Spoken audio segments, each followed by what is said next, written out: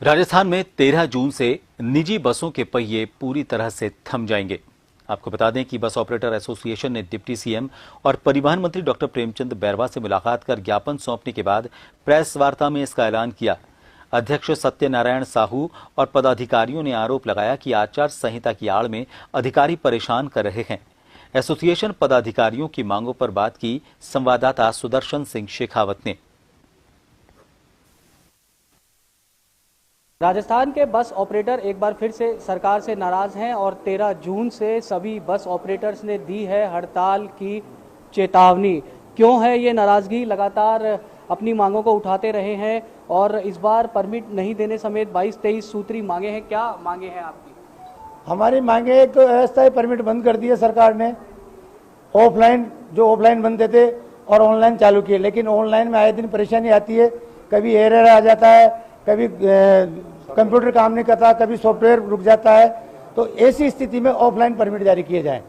दूसरा, कैशलेस जो किया है सरकार ने, आरटीओ ऑफिस के अंदर कैश बिल्कुल बंद कर दिया। 10 रुपए की रसीद कटाने के लिए हमें 200 रुपये कंप्यूटर वाले के जाना पड़ता है मित्र पे और वहाँ कटवाना पड़ता है। तो इस तरह की जो है एक एनसीआर नई समस्या पैदा कर दी इन्होंने। एनसीआर की समस्या एक नई समस्या पैदा करी है।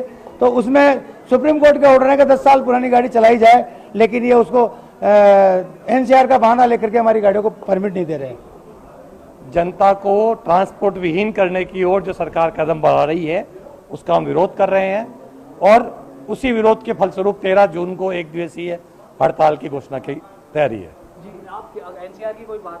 भरतपुर और अलवर जिला एनसीआर क्षेत्र में होने के कारण वहाँ के बस ऑपरेटर्स के सामने एक बहुत बड़ी विकट समस्या पैदा हो गई है। 2014 में जब एनसीआर लागू किया गया था तो उस समय हमें ये कहा गया था कि आपके डीजल वाहन 10 साल तक एनसीआर क्षेत्र में संचालित किए जाएंगे और पेट्रोल वाहन 15 साल तक संचालित किए जाएंगे। उसके बाद जो अब हमारे पास नए वाहन हैं, 2020 मॉडल हैं, 2019 मॉडल हैं, उसके बावजूद भी वो 5 और 4 साल पुराने काम नहीं किया जा रहा है उन पे।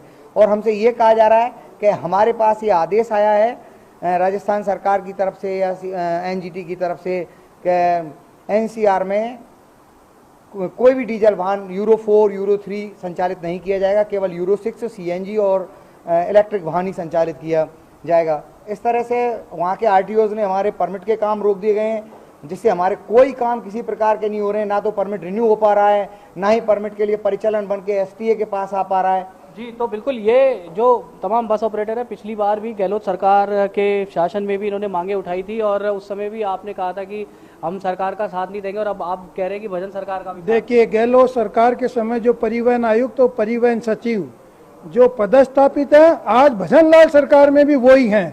उन्होंने हमारा पिछली गहलोत सरकार में भी काम नहीं किया और भजन लाल सरकार में भी काम नहीं किया। इसलिए हम आक्रोशित हैं और सरकार का रिजल्ट आने के बाद, क्योंकि राजस्थान में तो स्थायी सरकार है, केंद्र की सरकार की घोषणा के बाद आप ये मान के चले हम 13 जून को पूरे संगठित हैं और हम आक्रामक रूप से संगठित हैं। इस बार हम सरकार की बाजा से बाजा बजा देंगे और पूरे राजस्थान में चक्का जाम हड़ताल होगा। कह रहे हैं कि जिस तरीके से गहलोत सरकार का साथ नहीं दिया, भजन सरकार ऐसा करती है तो उसको भी सबक सिखा देंगे। उससे पहले 13 जून से हड़ताल। गिरधर चौधरी के साथ सुदर्शन शेखावत, जन टीवी, जयपुर।